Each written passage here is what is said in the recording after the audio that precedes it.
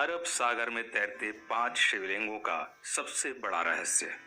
एक ऐसा अनोखा शिवलिंग जो स्वयं अरब सागर में है। अरब सागर की लहरें शिवलिंग का जलाभिषेक करती हैं। आज हम आपको बताएंगे इस खास शिवलिंग से जुड़े कुछ खास रहस्य और ये भी बताएंगे कि आखिर ये इतना दिलचस्प क्यों है। गुजरात के भावनगर में कोलियाक के तट से 3 किलोमीटर अंदर अरब सागर में स्थित हैं निष्कलंक महादेव। यहाँ पर अरब सागर की लहरें रोज शिवलिंगों का अभिषेक करती हैं। लोग पानी में पैदल चलकर ही इस मंदिर के दर्शन करने आते हैं।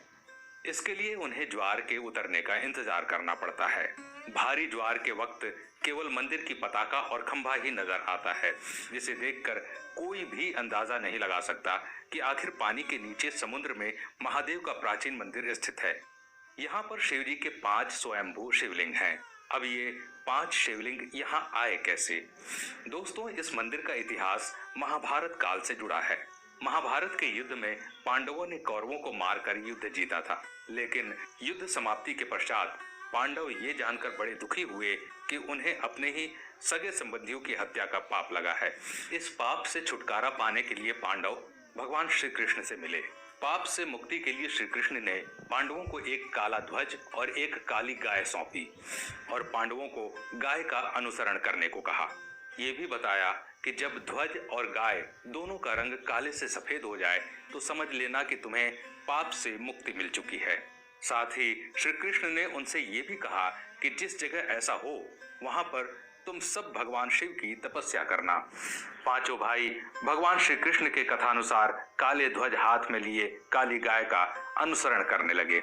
इस क्रम में वो कई दिनों तक लगभग हर जगह से गुजरते रहे, लेकिन गाय और ध्वज का रंग नहीं बदला।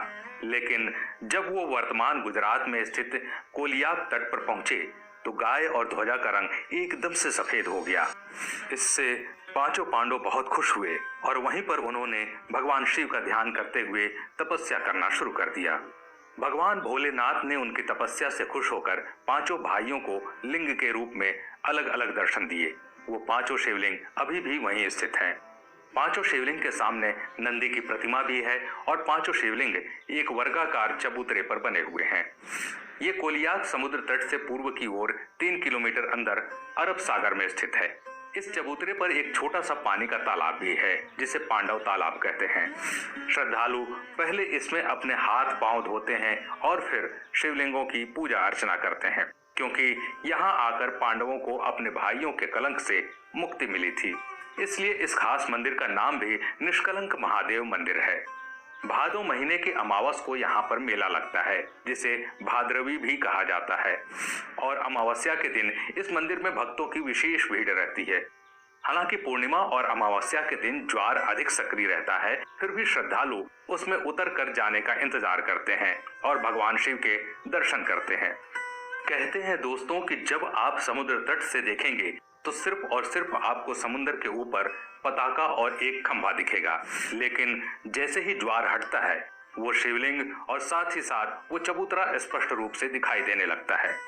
दोस्तों, ऐसा भी माना जाता है कि आज तक समुद्र की लहरें न ही उस पताका को हिला पाई और न ही खंभे को और न ही शिवलिंग को, क्योंकि अरब सागर स्वयं भगवान शिव का जलाभिषेक करता है। तो दोस्तों, अगर ऐसे में भविष्य में आपको इस खास मंदिर में जाने का अवसर मिले तो इस अवसर को चूकिएगा मत, या कभी आप गुजरात घूमने जाएं तो इस मंदिर के दर्शन अवश्य कीजिएगा, जिसे निष्कलंक महादेव के नाम से जाना जाता है। आज के लिए बस इतना ही। अगर वीडियो पसंद आया तो लाइक करिएगा और ऐसे ही वीडियो देखने के